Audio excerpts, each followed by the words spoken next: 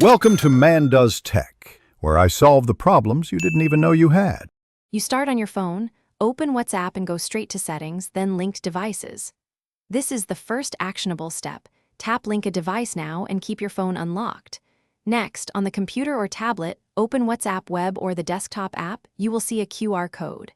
Make sure your phone camera is allowed to scan, otherwise the app cannot read the code. Once you see the scanner, move to the next slide for scanning and account checks. You now scan the QR code with your phone camera. Hold it steady until you hear or see confirmation. Once scanned, WhatsApp links the session. Make sure you select Keep Me Signed in only on trusted devices because that preserves your session. If the scan fails, clean the screen and retry. Slow or shaky movement prevents recognition. After linking, check the linked devices list on your phone to verify the new device name and session details, and then continue to security checks. You finish by testing.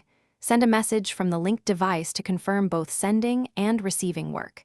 If everything is fine, the session remains active until you log out on that device or from your phone.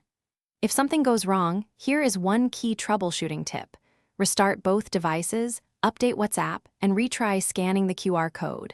This resolves most connectivity or camera recognition issues. If problems persist, Thanks for watching. If you found this helpful, don't forget to like and subscribe.